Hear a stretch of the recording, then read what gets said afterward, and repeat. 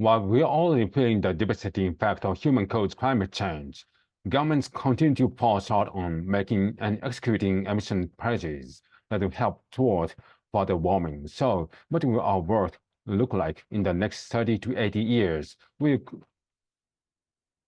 if we continue on the current path?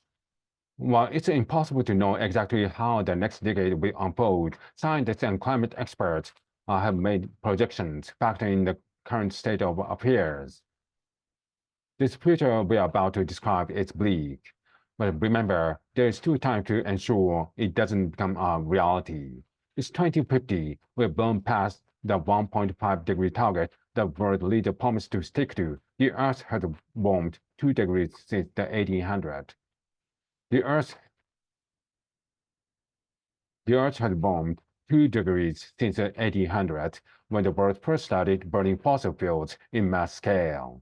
Reports on heat waves and wildfires regularly fill the evening news. Summer days exceed 40 degrees in London, 45 degrees in Delhi, and as extreme heat waves are now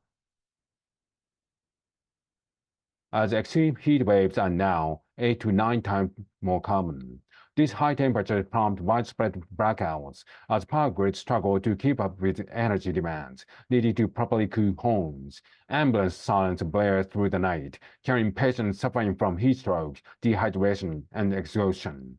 Southwestern United States, Southern Africa, and Eastern Australia experience longer, more frequent, more severe droughts. Meanwhile, the Philippines, Indonesia, and Japan face more frequent heavy rainfalls as rising temperature cause more water to evaporate faster and trap more water in the atmosphere. As the weather becomes more erratic, some communities are unable to keep pace with the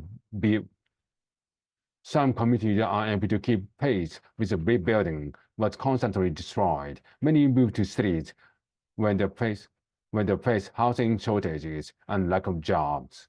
A resource squeeze is felt in newborn intensive care wards as a rising temperature and pollution cause higher rates of premature underweight births. More children develop asthma and respiratory disease, and raise bloom in communities regularly exposed to forest fires and smoke. The global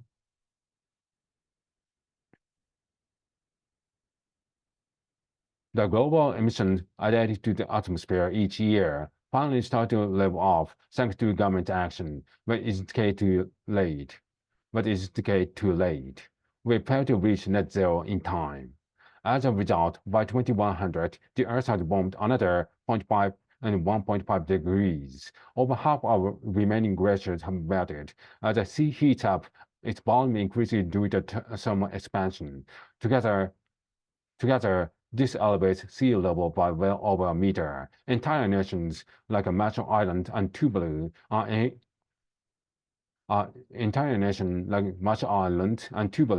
uninhabitable, as a large swath of the islands are submerged. Some islands, like the Maldives, spend billions building interconnected baths that house apartments, schools, and restaurants, and that float above its droughted city. Resettled climate migrants in Jakarta, Mumbai, and Lagos are forced to abandon their homes once again, as rising tides and extreme storms flood buildings and crumble infrastructure. Overall, 250 million people are displaced.